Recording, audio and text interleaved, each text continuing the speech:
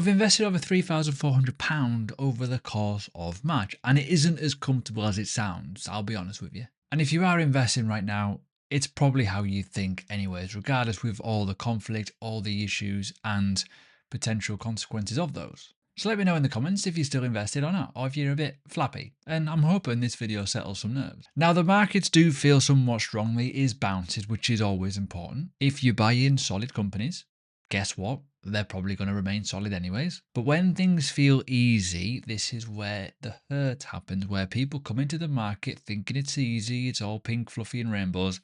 And when you get these little bumps in the roads where things do go down 10% or whatever they may be, you tend to panic and basically cock it up. But also experienced investors who have been around for a while will always do the same thing.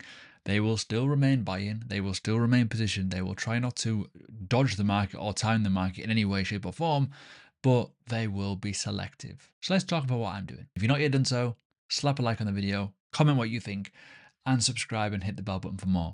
So as I've mentioned somewhat, I have invested quite a bit. As you can see here, yes, I've been investing. You can see there's full on good chunks, and there'll be more coming because I do have to find 900 quid to fill my ISA for the third year in a row, which is pretty important. However, let's talk about some obvious stuff. For me, you could look at a couple of things. Overall, over the course of the day, I've made a bit of money. But that's only over the course of the day. Actually, it's quite bleak, really. It has gone down quite a bit because if I go over the course of the week, I'm down 3 grand, 4.2% rate of return. Over the course of a month period, I'm down 5 grand, fair enough. And over a 3-month period, it's kind of washed out that entire good growth that we had. But this is what happens in the markets. It's not always like this. It never is. So try not to get too worried about it. And I know people are already flapping in the comments, and I've seen it before. Oh my god, this is horrible. I've had emails. I've had many emails from people, many people commenting on my content. I get it, right? But I need to keep it crystal clear. There's always going to be issues, and I'll showcase a lot of charts in a bit. And if you watch my Instagram or my TikTok or whatever it was yesterday, I showcase how the Iran conflict is just another conflict which we've had many of. If you've been on this planet for more than 20 years, you'll know there's been all kinds of issues. It's just how it happens, unfortunately. But in terms of my holding, just to kind of go through it, and I will go through in more detail, I have kept it all pretty much the same. I've not really moved too much. I have obviously, as you know, bought a new dividend fund, which is probably better in the long run due to the withholding tax. But all my individual stocks, yeah, cool, whatever. This is a long-term game. It is not a short-term. So if you're in the world of investing for the short term, you're going to be very disappointed, unfortunately. Now, just a bit of a warning, there's a 30% off on Snowball. You can get a free trial before you go into it, but if you are looking to buy and get more research and more analysis, all that good stuff, you can jump in and you get 30% off. It ends tomorrow though, so just be warned. In terms of my portfolio, it doesn't look terrible.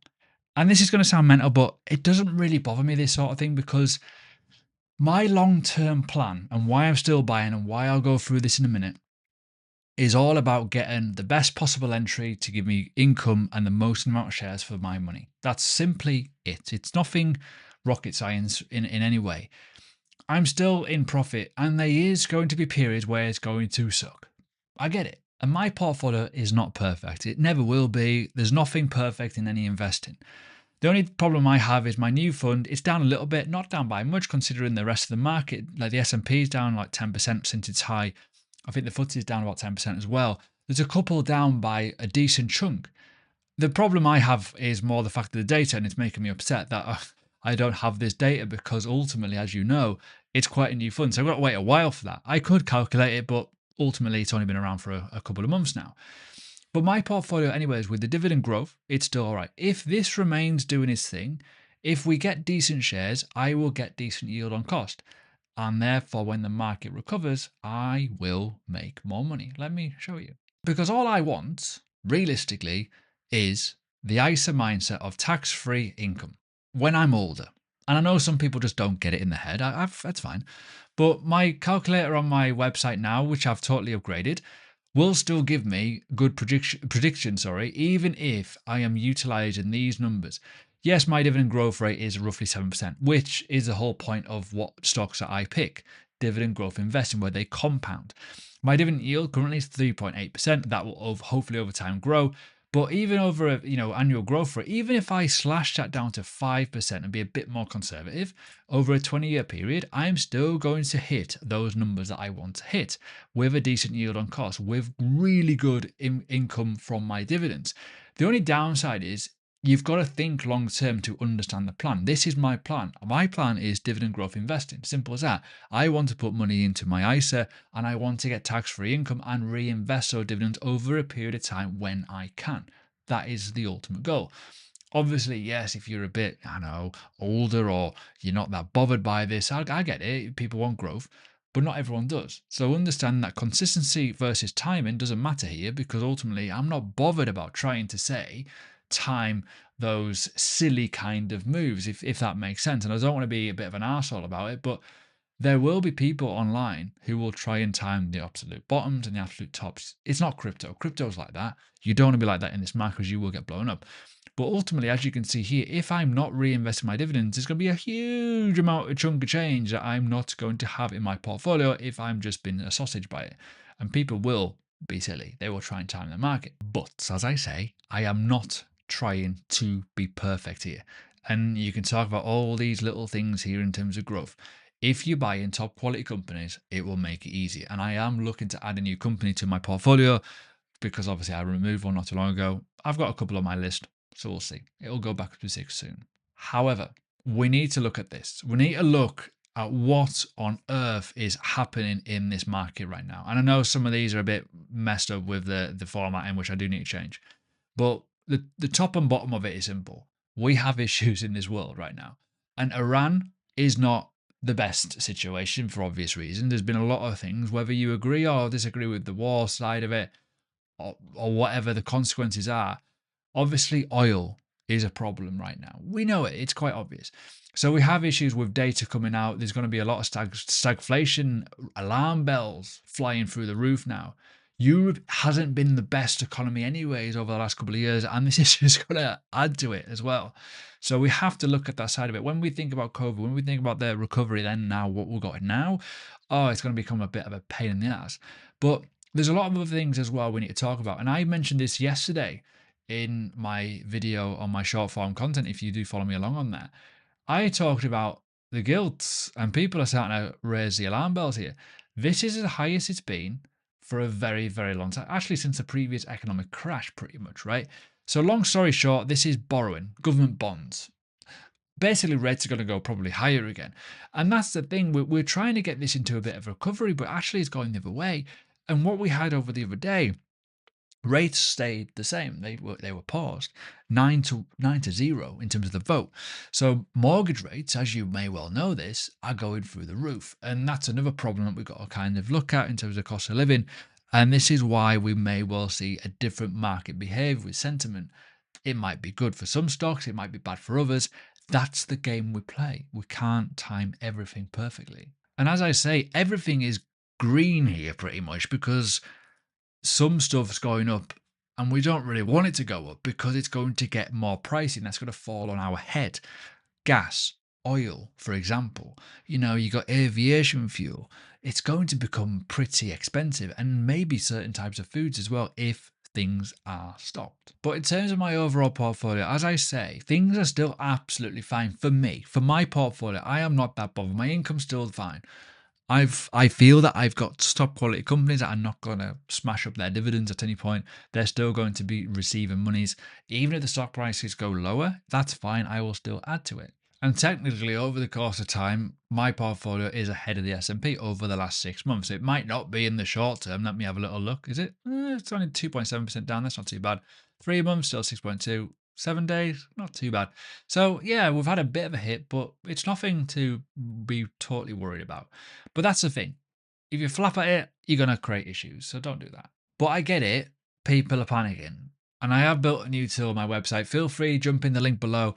It's email only, but ultimately I've kind of half populated this just to kind of showcase things. There's a new budget calculator here. Now, the one thing that I will say, with rising costs, and personal finance should be key. Before investing, personal finance should be key. So your stuff out, basically, right? Simple as that. Now, this tool will hopefully help you. Now, this I'm just flicking through it. It'll help you with emergency funds. It'll help you with like analytics in terms of your insights, in terms of what you need to do, why you should do it, all kind of bits and pieces, because people just genuinely don't know what they're doing. And I often see the comments, oh, but I can't afford to do this. But I also think, well, have you done an audit? Have you checked your subscriptions? Have you made life changes to make sure that you do have extra money? And I get it. People will look at me and go, well, you can invest more than the other people. Of course I can. But I earn a decent wage. My missus has a really good job as well. I've already got assets in the bank and I've already done this for over a period of years. If you're just starting out, it's going to be a complete mindful completely. So when you start looking at your own personal finances, you need to become better with your outgoings versus your income, especially if fuel's rising, especially if food's going up, especially if certain things are changing in your life. You have to understand what your income is versus your expenses and then understand, what should I do? Should I save? Should I invest? Whatever. Everyone tries to go, certainly in the UK, I want to save my money. That doesn't really work out very well. But as I say, I am building tools. There's another thing coming as well. So long story short, this portfolio insight is going to totally change. It's going to be for paid access only in the long term. But there's a new one coming. There's a new tab here called the Wealth Tracker, and it goes through the wealth and all kinds of good stuff. So there's new stuff coming on this. This is going to totally change, and it will hopefully help you become better with your portfolio. But as I say, there's a paid membership coming up soon with a lot of tools and a lot of information. So yeah, I'm going down the rabbit hole of developing stuff, and it's pretty cool. This is a world where everyone wants to invest in a way, but doesn't want to, if that makes sense, certainly when it gets hard. A lot of people come to me for that reflection guidance in a way, that kind of proof is in the pudding. But as I say, investing isn't perfect. What I feel versus you will be probably totally different. Certainly from a psychological level, I'm not that bothered about throwing money in the market because I can afford to do that and I know what the results are longer term. It may not feel like that at the minute, but you will eventually get to that point. Investing has always, I think, and I can tattoo this on my ass as well, reward people who show up and just continue to do it. As I said before, I've been in crypto for a long time. And people would genuinely, right? So say, for example, when it go mental, crazy moves, they would want to buy then, obviously, right? And the same now with Rolls Royce or certain stocks that have just flew out of nowhere, they want it now. But when it goes down, they don't want to buy it anymore. They just want to leave it and just, oh, forget about that. Oh, silly purchase. Oops. And then they come back again years later and go, oh, you know what? I should have just bought that and I would have been all right. Buy top quality stuff and you'll be fine. But let me know in the comments as always, are you buying or are you waiting? For me, I'm still buying, nothing's changed. I may well slow down with some things like individual stocks, maybe, but until I see some warning markers, I'm not going to do anything yet. So just chill out. And also, watch this video, it'll help you massively. Don't forget, like the video. Let's get loads of likes on this one. I think people need to see it.